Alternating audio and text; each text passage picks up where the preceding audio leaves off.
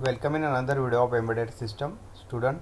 Last lecture में हमने types of memory start किया था एम्बेडेड सिस्टम का।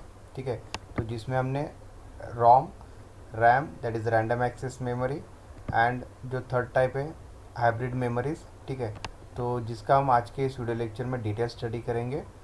तो शुरू करते हैं आज का ये video. So third type of memory which is the hybrid memory which are used in the embedded system। ठीक है, तो hybrid memory means it is consist of RAM as well as ROM. ठीक है, so it is the combination of random access memory as well as read only memory. ठीक है, तो RAM and रोम का combination इसमें यूज़ होगा। So that type of memory is called as a hybrid memory. So it has a certain features of RAM and some of ROM. ठीक है, तो इसमें जो भी फीचर्स इंक्लूड होंगे रैम में, ठीक है, एंड एज वेल एज जो फीचर्स होंगे रोम में वो इसमें इंक्लूडेड रहेंगे। Like RAM, the contents to the hybrid memory can be read and return. तो जो कंटेंट्स हम यहाँ पे सेव करेंगे या स्टोर करेंगे हाइब्रिड मेमोरी में, so that can be a read and write. Write means save. So like ROM, the contents of hybrid memory are non volatile. ठीक है, तो जो भी कंटेंट हम स्टोर करेंगे हाइब्रिड मेमोरी में, so that will be a non volatile. Means अगर यहाँ पे पावर फेल्यूर भी हो जाएगा तो भी जो कंटेंट्स है वो एज इट इज स्टोर रहेंगे हाइब्रिड मेमोरीज में। Then next type is the types of hybrid memories. ठीक है, तो यहाँ पे हम कुछ टाइप्स जो है वो मेन हाइब्रिड मेमोरीज के, तो उसका डिटेल स्टडी करेंगे। तो सबसे फर्स्ट टाइप जो है वो ई प्रॉम है, that is called as a electrically erasable program read only memory. So its functionality is similar to ईपीरॉम।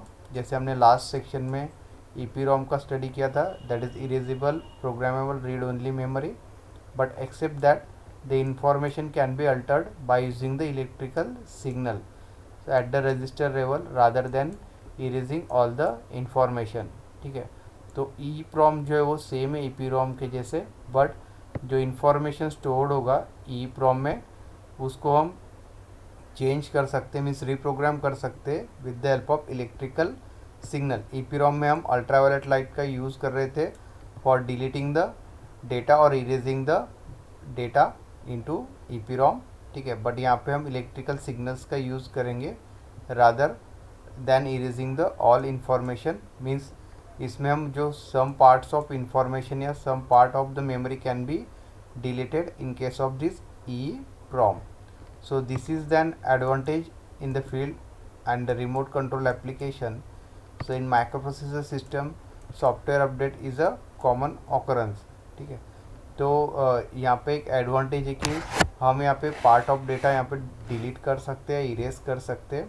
ठीक है, ई प्रॉम में, तो ये रिमोट कंट्रोल एप्लीकेशन में मोस्टली यूज़ होता है। ठीक है, also in microprocessor and software update section. If EEPROMs are used in the system, they can be updated from the central computer by using the remote link via the telephone lines। ठीक है, तो EEPROM को हम update कर सकते हैं in a central computer by using the remote link, means wireless as well as from telephone lines. ठीक है, तो टेलीफोन लाइन्स या रिमोट लिंक से हम EEPROM के जो कंटेंट्स है उसको हम अपडेट कर सकते हैं सेंट्रल कंप्यूटर सिस्टम में। Similarly, in the process control where the timing information need to be changed, it can be changed by sending the electrical signal from the central place. So the memory that includes the chip erase mode whereby the entire chip can be erased, that is in 10 millisecond versus the 15 to 20 minutes to erase the EPROM। ठीक है, तो यहाँ पे जो time required है to erase the data in EPROM, so it requires 50 to 20 minutes, but in case of this EEPROM it requires only 10 milliseconds time। ठीक है, तो यहाँ पे जो टाइमिंग रिक्वायरमेंट है for erasing the data in case of EPROM and EEROM, so EEPROM is the faster as compare to the EPROM।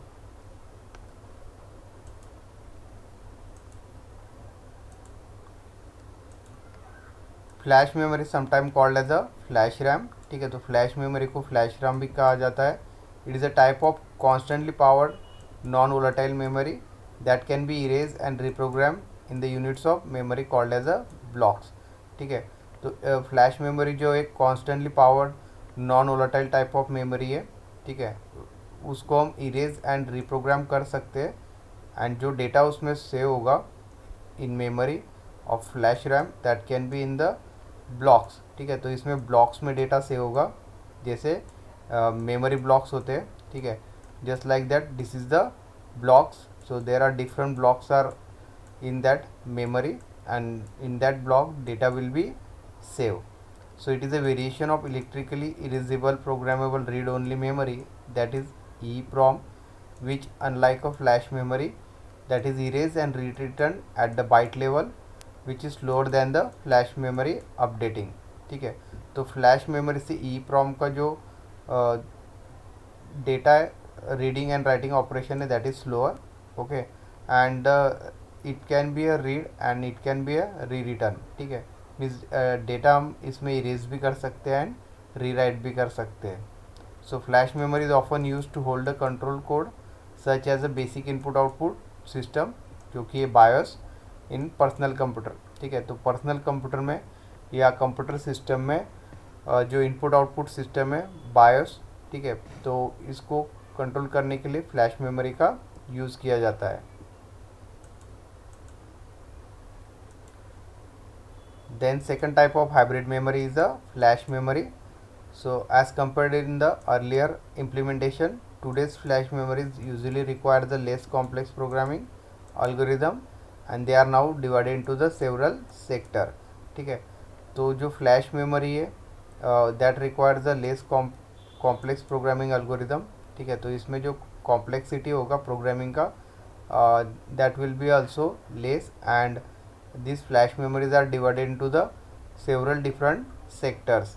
The benefits of having sectors in the flash memory is it is a sector erasable, ठीक है। तो flash memory को यहाँ पे sectors में divide किया गया है, ठीक है। जैसे हमने हाइब्रिड मेमोरी देखा, ठीक है, तो जिसमें डेटा जो है वो ब्लॉक्स में सेव हो रहा है, ठीक है। बट फ्लैश मेमोरी में जो है वो डेटा को अलग अलग सेक्टर में यहाँ पे डिवाइड किया है, एंड एक पर्टिकुलर सेक्टर को हम यहाँ पे क्या कर सकते हैं, डिलीट कर सकते हैं, ठीक है। मीन्स जो भी सेक्टर हमें इरेज करना है, जो सेक्टर का डेटा हमें इरेज करना है पर्टिकुलरली, ठीक है, तो उसको हम वहाँ पे सिलेक्ट करके उसको इरेज कर सकते हैं। Meaning you can erase one sector at a time, means at a time हम एक ही सेक्टर यहाँ पे फ्लैश मेमोरी का इरेज कर सकते हैं। सो that is a benefit of flash memory.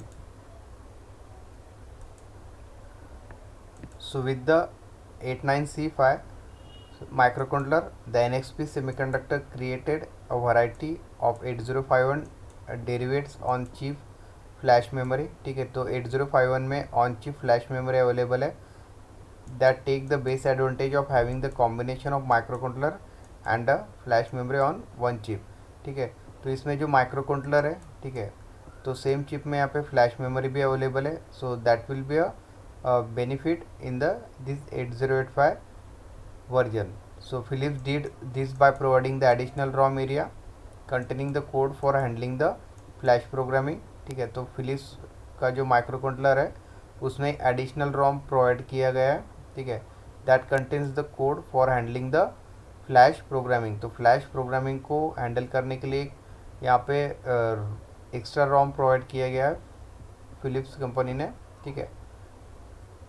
So the code does not only provide the function to erase the program of the flash memory, it also provides the boot code even with the completely erasable flash.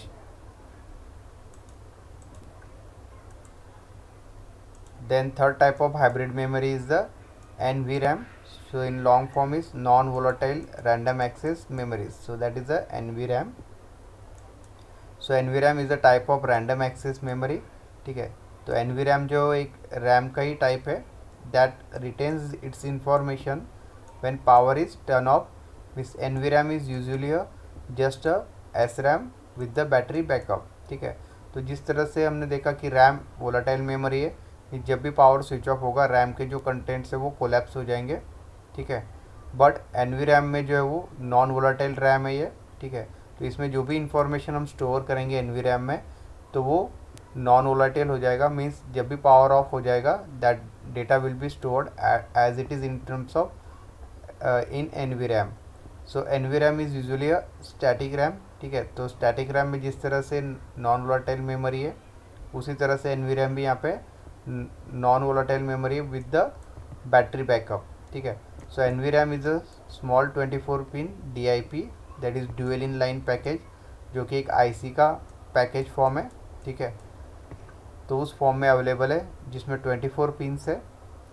That is the integrated circuit and it is able to obtain the power needed to keep it running from the MOS battery installed in the motherboard. ठीक है, तो NVRAM जो है वो motherboard पे install होता है and इसको जो पावर सप्लाई रिक्वायर्ड है वो MOS बैटरी से यहाँ पे पावर सप्लाई होता है NVRAM में, ताकि उसमें जो कंटेंट्स है वो यहाँ पे नॉन वोलेटाइल फॉर्म में यहाँ पे मेमोरी में सेव रहेंगे. ठीक है, means it is continuously power with the help of this MOS battery which is also installed on the motherboard.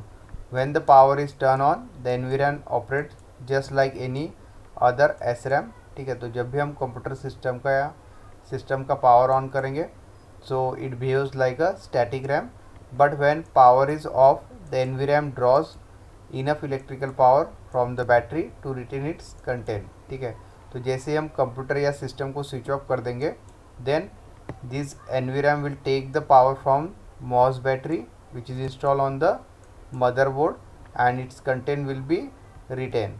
So it keeps the tracks of various system parameters such as the serial number, Ethernet AC, that is media access control, MAC, host ID and date of manufacture.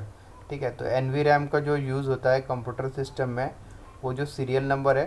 ठीक है, तो हर computer system का एक serial number होता है. ठीक है, तो वो सीरियल नंबर NVRAM में स्टोर होता है. ठीक है, another use is a media access control address, that is MAC address भी यूनिक होता है हर सिस्टम का, तो मैक एड्रेस भी NVRAM में स्टोर होता है. ठीक है, and date of manufacture means जो हर कंपनी का कंप्यूटर है, ठीक है, तो उसका एक डेट ऑफ मैन्युफैक्चर होता है, तो वो भी NVRAM में स्टोर होता है. ठीक है, for that purpose NVRAM is generally use. So NVRAM is therefore the type of non-volatile memory that offers the random. ठीक है, तो NVRAM जो एक नॉन वोलेटाइल मेमोरी है just like a ROM. So one type of NVRAM is the SRAM that is made as a non-volatile by connecting it is a constant power source such as battery. जैसे हमने देखा कि MOS battery का use होता है. Since this SRAM requires the continuous power in order to maintain its data. ठीक है, तो स्टैटिक रैम को यहाँ पे कंटिन्यू पावर हमें प्रोवाइड करना पड़ता है to maintain the data, but NVRAM that is made from the SRAM. तो NVRAM को हमने स्टैटिक रैम से यहाँ पे फॉर्म किया है and that will need to use the available power supply to make sure the continuous working. So another type of NVRAM is the EEPROM, जो हमने लास्ट सेक्शन में स्टडी किया, that is electrically erasable programmable read only memory circuit chip to save the information when the power is turned off. So this NVRAM is fairly common in embedded system. ठीक है, तो NVRAM जो commonly embedded system में use होता है. So this will end the study of memories of embedded system, जिसमें हमने 3 memory system का डिटेल में स्टडी किया है, that is RAM, then RAM के सब टाइप, सेकंड जो है ROM that is read only memory, then उसके हमने सब टाइप स्टडी किए. थर्ड टाइप जो मेमोरी वो हाइब्रिड मेमोरी है, जो कि कॉम्बिनेशन है रैम का एंड रोम का, तो उसके भी हमने जो सब टाइप्स है उसका डिटेल में स्टडी किया है. So that will complete the study of memory use in the embedded system. Then next topic of syllabus is the memory testing and its purpose. ठीक है, तो मेमोरी क्यों टेस्ट किया जाता है एंड उसके क्या क्या पर्पज़ है, इसका हमें डिटेल स्टडी करना है. So the purpose of memory testing is to confirm that each storage location in the memory device is working.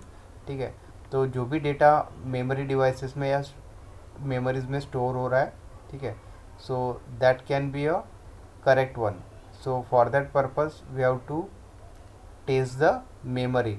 ठीक है, क्योंकि हम जिस भी लोकेशन पे डेटा स्टोर कर रहे हैं मेमोरीज में, so that memory device is in working condition. So the memory testing is perform when the prototype hardware is ready and the designer needs to verify that address and data lines are correctly wired and the memory chips are working properly.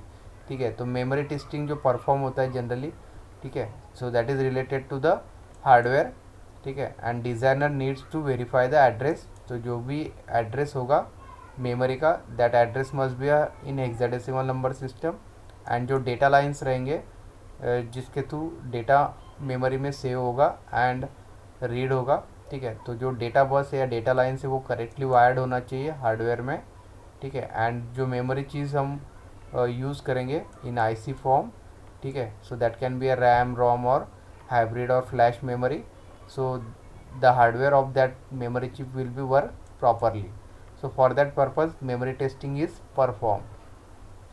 So the basic idea implementing in testing can be understood by the simple task. तो यहाँ पे एक example दिया है memory testing का.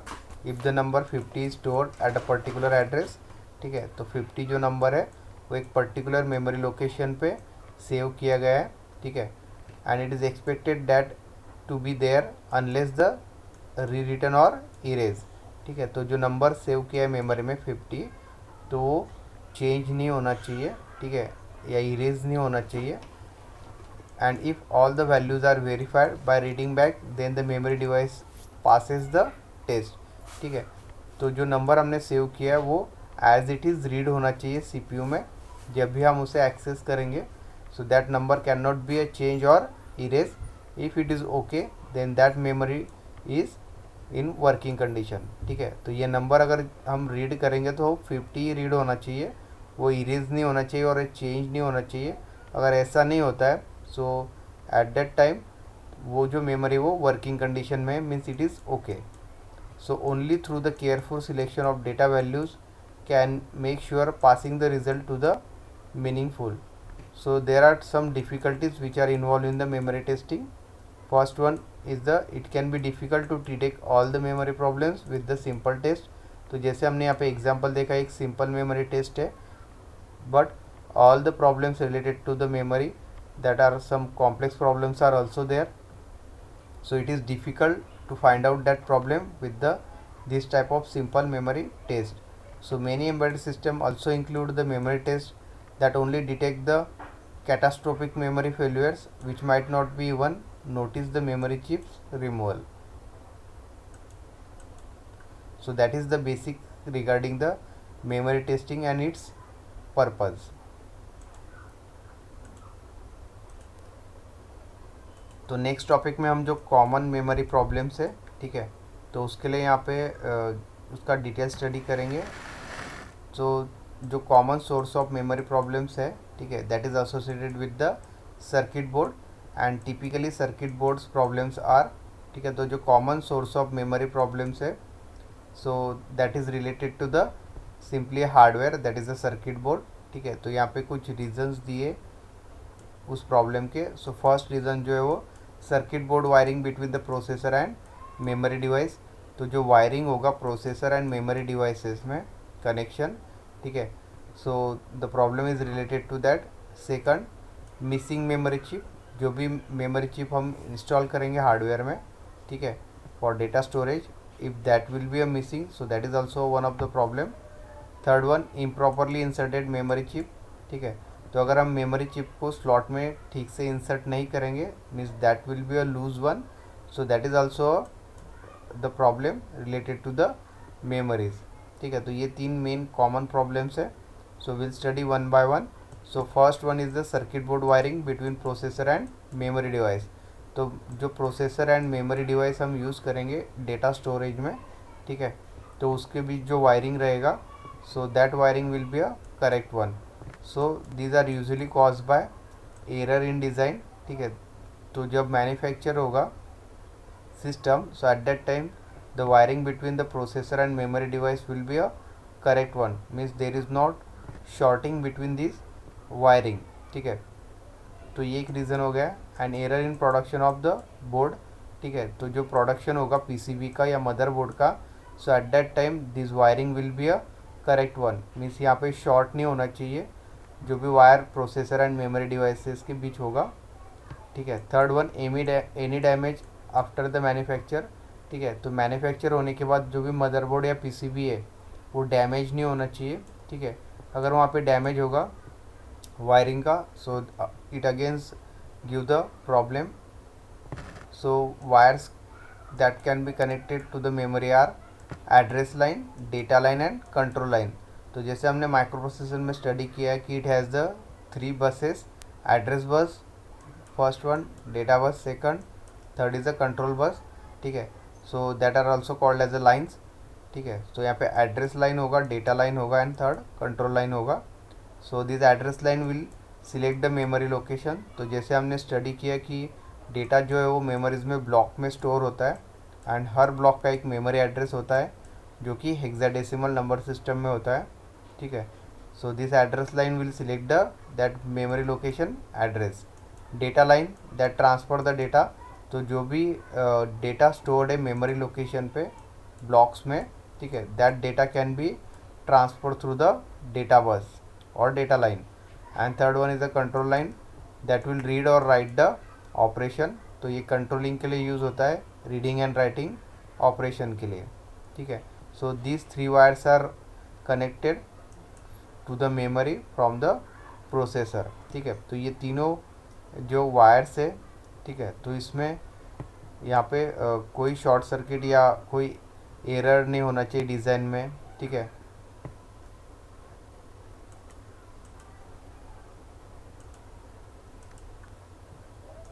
तो यहाँ पे जो फिगर में दिखाया है wiring problem, that is 2 wire shorted and in figure भी 1 वायर इज़ ओपन, ठीक है।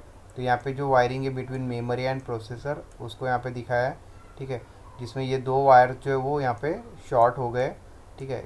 मीन्स जैसे हमने देखा कि address line, data line and control line 3 wires are required to connect the processor with the memory. तो हो सकता है यहाँ पे जो डेटा लाइन है वो एड्रेस लाइन के साथ यहाँ पे शॉर्ट हो जाए, ठीक है। So that will also cause the problem, ठीक है। सेकंड फिगर में जो दिखा है वो ओपन वायर दिखा है यहाँ पे। तो प्रोसेसर एंड मेमोरी के बीच जो वायरिंग है, ठीक है, तो उसमें जो एक वायर वो ओपन है। सपोज डेटा बस का या डेटा लाइन का वायर अगर ओपन है तो डेटा रीड नहीं होगा मेमोरी से प्रोसेसर में। So that is also one of the problem.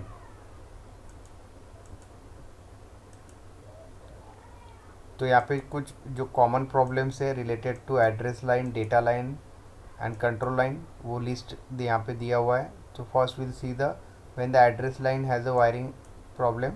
So तो उसमें जो कॉमन प्रॉब्लम है मेमोरी लोकेशन विल ओवरलैप, ठीक है। तो उसमें जो मेमोरी लोकेशंस होंगे मेमोरीज में, ठीक है, वो ओवरलैप होंगे। That memory device can see the address different from the select by the processor. The problem with the data lines are several data bits stuck together, ठीक है। मीन्स जो data bits है 1s and 0s form में वो एक दूसरे पे overlap होंगे, मीन्स स्टक होंगे। So that is also one of the problem that 2 और more bits always contain the same value. Means एक से ज़्यादा बिट्स का जो वैल्यू है वो सेम रहेगा, मीन्स जैसे 001 देन 001 लाइक दैट, ठीक है। Then when control lines is short और ओपन, तो जो कंट्रोल लाइन है, ठीक है, वो शॉर्ट हो सकता है या ओपन हो सकता है। So these are the problem related to the data line, ठीक है। Third is when the control line is short और open, the operation of many control line is specific to the processor and memory architecture. So the memory will be probably not work at all, ठीक है। तो जैसे हमने देखा कि control line का जो वर्क है वो डेटा को रीड एंड राइट करना है, ठीक है। अगर उसमें कंट्रोल लाइन शॉर्ट है या ओपन है, so at that time data cannot be read and written into the memory. So these are the some common problem related to address line, data line and control line. Second जो common memory problem है वो है missing the memory chip. और missing a memory chip is clearly a problem that should be a detected. तो यहाँ पे जो memory chip हम यूज़ करेंगे डेटा स्टोरेज के लिए, ठीक है, तो वो अगर मिसिंग है, ठीक है, so that is also one of the major problem. So unfortunately because of the capacitive nature of unconnected electrical wires, some memory test will not be detect. So for example, suppose you decide to use the following test algorithm: write the value 1 to the first location in the memory, verify the value by reading it back. ठीक है, तो यहाँ पे जो memory location है, ठीक है, उसमें हम वैल्यू स्टोर करेंगे 1, that 1 data will be a store और 1 नंबर विल बी स्टोर। ठीक है, at the first location of the memory, and उसको हम क्या करेंगे, राइट करने के बाद उसको हम रीड करेंगे मेमोरी से। ठीक है, then write to the second location, verify the value. ठीक है, देन हम 2 राइट करेंगे सेकंड मेमोरी लोकेशन में, जो कि डिफरेंट होगा पहले से। ठीक है, एंड उसका वैल्यू को हम राइट करने के बाद रीड करेंगे, मीन्स वेरीफाई करेंगे।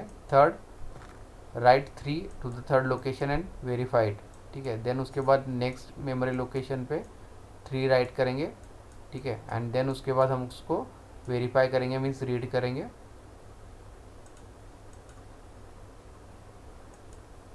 So this is the simple algorithm to check the memory chip.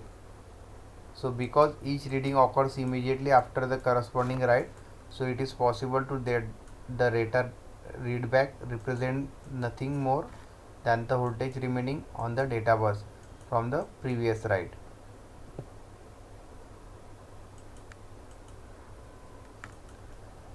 Then third type of common memory problem is the improperly inserted memory chip. So that caused by the pins of the memory chip. ठीक है, तो जो भी RAM है या रोम है, ठीक है, तो हम जो इंसर्ट करते हैं कंप्यूटर सिस्टम में, तो प्रॉपरली इंसर्ट करना चाहिए। ठीक है, नहीं तो उसके जो पिन आउट्स है अगर वो डैमेज हो गए, so that memory chip will be a broken. ठीक है, और अगर इम्प्रॉपरली या लूज हमने कनेक्ट किया है रैम को कंप्यूटर सिस्टम में, सो in that time that RAM is not work properly, so will neither or either not be connected to the socket at all। ठीक है, तो ये एक कॉमन प्रॉब्लम हो सकता है अगर हम पिंस को प्रॉपरली कनेक्ट नहीं करेंगे मेमोरी चिप के। ठीक है, second, will not be connected at the wrong place. ठीक है, या हम रॉन्ग प्लेस पे अगर कनेक्ट कर देते या रॉन्ग सॉकेट में मेमोरी चिप को पुटअप कर देते, so that will also problem.